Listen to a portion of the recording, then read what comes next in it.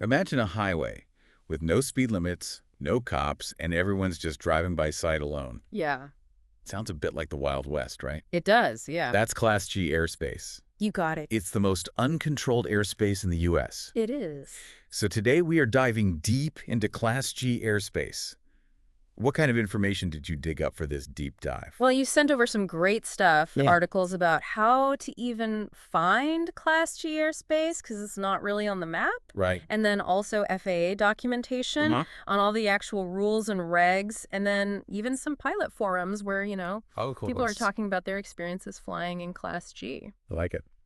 So I think our goal here is to kind of bring all this together, Yeah. distill it down to the essentials, give people a clear picture of what it is, what makes it so unique, and why it's important to understand. Okay, let's unpack this uncontrolled thing a bit more. Okay. Does that mean it's a total free-for-all up there? No, not at all. Okay. Pilots don't have to talk to air traffic control in Class G airspace. Right. But they're still bound by a set of rules and regulations that ensure safety. So it's kind of like driving on a back road with no police around. Okay. You still need to obey the traffic laws even if no one's watching. So how do you even find this invisible airspace? That's the thing. It's not like there are big signs in the sky. No, you're not going to see it clearly marked on most maps either. Okay. The easiest way to locate it is to look for the floor of Class E airspace. Uh-huh. Anything below that is typically Class G. So it's kind of like the default airspace. Yeah. Whatever's not designated as something else. Precisely. Think of it like the background of the sky, Okay. if you will. I like it. Yeah. Let's talk about weather minimums. Okay. These have to be pretty important Oh, in yeah. an airspace where pilots are relying on seeing and avoiding each other. Absolutely. Visibility is paramount in Class G, Okay. and those minimums actually change depending on your altitude. Really? Yeah, it's all about giving pilots enough time Right. and space to react. Sure. Especially as speeds increase at higher altitudes. That makes sense. Yeah, But it's got to be a little more complex to just stay out of clouds. you're right. Right. Below 1,200 feet above the ground during the day, you need at least 1 statute mile of visibility. 1 statute mile. Huh? Is there like a way to visualize that? Yeah. For someone who might not be familiar with all the... A statute mile is 5,280 feet, Okay. a little longer than your average runway. Okay. Imagine walking that distance, Okay. and that's the amount of visibility you need. Got it. During the day in Class G, below 1,200 feet. Okay, and then at night? At night, that jumps to 3 statute miles. 3. Yeah, because it's harder to see Workhorse. other planes in the dark. Right. Right. So they up the visibility requirement. Okay, so then what happens to the minimums as you climb higher? Things get a bit more technical. Okay. Above 1,200 feet, but below 10,000 feet, you still need that 1 mile visibility during the day. Okay. 3 at night. But now you also need specific distances from the clouds. You need to be 1,000 feet above them, 500 feet below, and 2,000 feet horizontally away from them. So more altitude equals more buffer room. Exactly. Okay. And at 10,000 feet and above, Yeah. the visibility requirement bumps up to 5 statute miles. 5 statute miles. So that's like running a 5K. A little more than that, closer to a 10K. Wow. So yeah, you need to see a lot further Yeah. at those higher altitudes. Okay, so the FAA really wants to make sure pilots in Class G have plenty of space to maneuver. That's exactly right. They want to avoid any surprises in the sky, Right. especially since you don't have air traffic control Yeah. there to manage traffic flow. Speaking of surprises, are there any entry requirements for Class G? Nope. Really? That's one of the things that makes Class G so unique. There Yeah. are no entry requirements. So you don't need permission from someone before you fly into this airspace? You don't need permission from air traffic control Wow. to enter or operate in it. So it's literally as simple as just flying in. Well, you still need a valid pilot certificate. Oh, of course. But yeah, compared to other controlled airspaces, Right. getting into Class G is refreshingly straightforward. Okay. Just remember those weather minimums. Right. And be vigilant about scanning for other aircraft. So Class G is uncontrolled in the sense that there's no air traffic control. Right? But there are still rules about visibility and weather conditions. Absolutely. You can't just soar through the skies without being aware of those factors. Precisely. Freedom and responsibility go hand in hand in Class G airspace. Okay. It's a delicate balance Yeah. that makes it both challenging and rewarding for pilots. It's like having the freedom to explore the back roads. Yeah, But you still need to know the rules of the road right. and drive responsibly to avoid any accidents. That's a great analogy. Right. It's all about being aware of your surroundings Sure. and making good decisions based on the information you have. Okay, now this is where I think things get really interesting. Let's talk about communication in Class G airspace. Okay. If there's no air traffic control to talk to, is it just radio silence up there? You could choose to fly in complete radio silence Okay. if you wanted to. Right. But while it's not mandatory, it's strongly recommended Okay. for pilots to communicate their position, especially near uncontrolled airports. So it's like a courtesy to other pilots in the area. Exactly. A way of saying, hey, I'm here, this is what I'm doing, even if no one's officially, directing traffic. Think of it as enhancing situational awareness Okay. and reducing the chances of surprises in the air. Right, because you don't want to suddenly find yourself on a collision course just because no one was talking. Right. What are some of the recommended practices for communication in Class G, Yeah. especially near those uncontrolled airports? The AM, which is like a pilot's handbook, Okay. suggests making position calls at specific points Okay. when approaching an uncontrolled airport. Like what kind of position calls are we talking about? Well, pilots typically make calls when they're 10 miles out, Okay. 5 miles out, overflying the field if necessary, Uh-huh. and then on downwind, base, and final legs of their approach. So it's like painting a verbal map of your intended movement. Exactly. Okay. It's a simple but effective way to improve safety Right. in an environment where everyone is responsible for seeing and avoiding each other. So no ATC to tell you what to do, Right. but communication is still key for safety. It is. I love how Class G has this balance of freedom and self-reliance. Yeah. Are there any other restrictions that pilots need to be aware of in this airspace? Yes, there are a couple of key ones. Okay. One is a speed limit of 250 knots below 10,000 feet. Okay, so even in the Wild West of airspace, Yep. there are still some speed limits. There are. Why that specific speed, though? It's all about reaction time. Okay. By limiting speeds below 10,000 feet, it ensures pilots have more time to see and avoid potential conflicts. So it's like a safety buffer. Yeah, But in terms of speed instead of distance, exactly. what about equipment requirements? Does Class G have any special mandates for what you need to have on board your aircraft?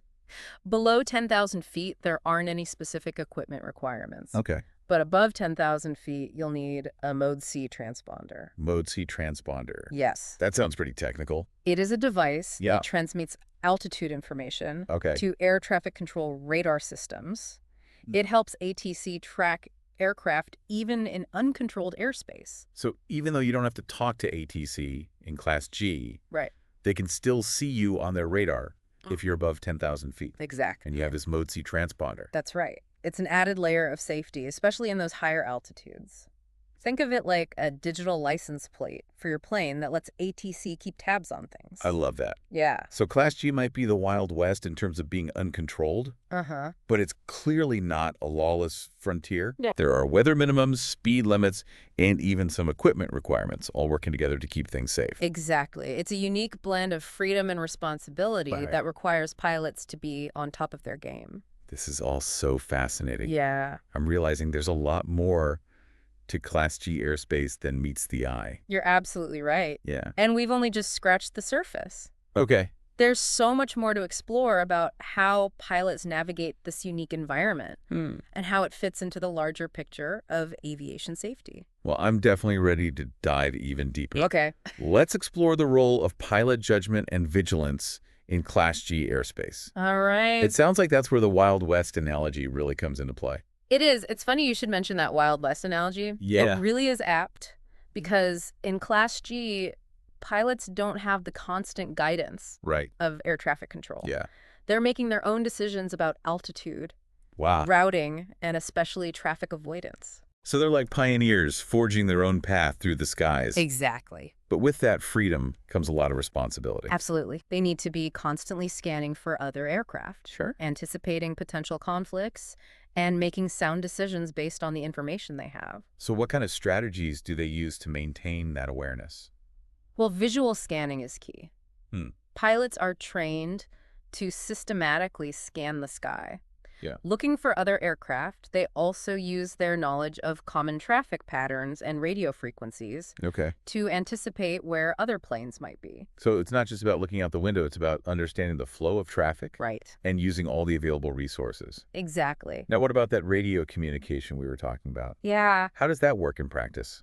Even though there's no ATC to talk to, Right. pilots can still communicate with each other on designated frequencies. Okay. They can share their positions, intentions, and observations, which helps everyone build a better picture of what's happening in the airspace. So it's like a collaborative effort to keep everyone informed. Exactly. Yeah. It's all about pilots working together Yeah. to create a safer environment, even in the absence of direct oversight. Like a community watch program, but for the sky. Exactly. I like it. I'm starting to see why Class G airspace is often described as a test of a pilot's skill and airmanship. Yeah, It requires a different kind of awareness and decision-making compared to controlled airspace. it definitely does. It's a testament to the trust placed in pilots Right. to operate safely in this uncontrolled environment. Thinking back to those weather minimums, Yeah, it makes sense why visibility is so crucial in Class G. right. If you can't see other aircraft, it doesn't matter how good your judgment is. That's a great point.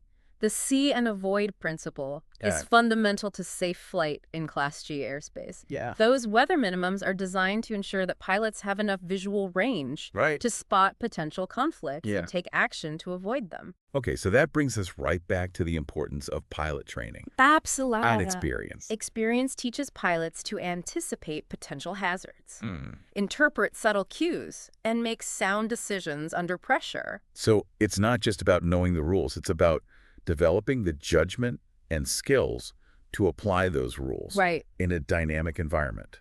It's what separates a good pilot from a great one, Yeah. especially in Class G airspace. So while Class G might seem like the Wild West at first glance, it's actually a highly nuanced airspace that requires a unique set of skills Yeah. and a deep understanding of aviation principles. I couldn't agree more. Yeah. And, one of the most fascinating things about Class G is that it really highlights the pilot's role as the ultimate decision maker in the cockpit. Even more so than in controlled airspace. Exactly. In controlled airspace, you have air traffic control guiding you, Right. providing clearances, helping Yeah. you navigate. Yeah. But in Class G, the pilot is truly in command. They're responsible for planning their flight, monitoring their surroundings, Wow. making all the decisions necessary to ensure a safe and successful journey. That sounds both exhilarating and a little daunting. It is. It really emphasizes the importance of pre-flight planning and preparation. Absolutely. Before taking off in Class G, a pilot needs to carefully consider their route, Right? weather conditions, fuel requirements, Yeah. potential traffic patterns. Okay. They need to have a clear plan and be ready to adapt to changing circumstances along the way. So it's a true adventure. It is. A blend of freedom, responsibility, Mhm. and the constant need to stay ahead of the curve. You've captured it perfectly. It's not for the faint of heart, but for those who embrace the challenge. Yeah. It's a truly rewarding experience. Now I have to ask, if Class G airspace requires so much pilot skill and judgment, Yeah. are there any discussions about expanding it? That's a great question. Yeah. And one that sparks a lot of debate. In the aviation community, there are arguments on both sides. Oh, this sounds juicy. Tell me more about these opposing viewpoints. Yeah. What are the potential benefits and drawbacks of expanding Class G airspace? So, on one hand, Yeah. proponents of expansion argue that it would reduce the workload on air traffic controllers Oh. and give pilots more flexibility in their flight planning. Okay. They see it as a way to promote general aviation Uh-huh. and make flying more accessible. So it's like the less government is better, Exactly. but applied to the skies? On the other hand, Yeah. there are concerns about safety. Okay. Some experts worry that expanding Class G could increase the risk of mid-air collisions, Yeah, especially. particularly in areas with high traffic density. Right, right. Yeah. Because then you don't have that ATC Exactly. to keep everybody separated. And you have to rely more heavily on Right. your own judgment. And those weather minimums we talked about, like Yeah. that just amplifies. Some argue that we need even stricter visual flight rules Hmm.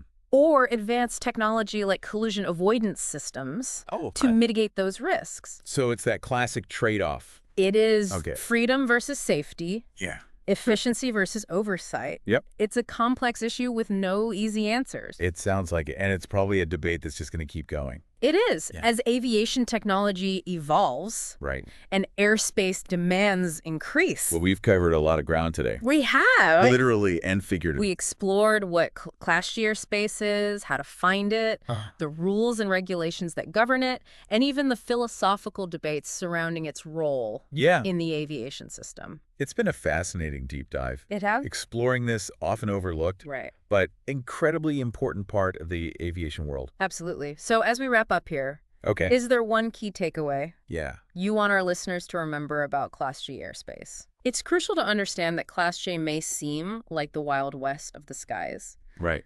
but it's not a place to be complacent. Hmm. The lack of direct air traffic control oversight means that pilots have an even greater responsibility for maintaining safety. Yeah. They're the guardians of their own flight path, Mm-hmm. relying on their knowledge, skills, and judgment to navigate this less structured environment. It's a space where freedom and responsibility are inextricably linked. Yes. And where the pilot's expertise is paramount. Precisely. Okay. And that's what makes it so compelling. It's a testament to the human element in aviation. Yeah. A reminder that even in this age of advanced technology, the pilot's skill and judgment remain at the heart of safe flight. And on that note, we will leave you with a final thought to ponder. Okay. What does the future hold for Class G Airspace? Will it remain a haven for experienced pilots seeking freedom and challenge, or will it evolve to accommodate growing demands and technological advancements? Only time will tell. But one thing's for sure understanding. Class G Airspace is essential for anyone who wants to truly grasp the complexities and wonders of aviation. Thanks for joining us on this deep dive into the Wild West of the skies. Until next time, fly safe and keep exploring on the way.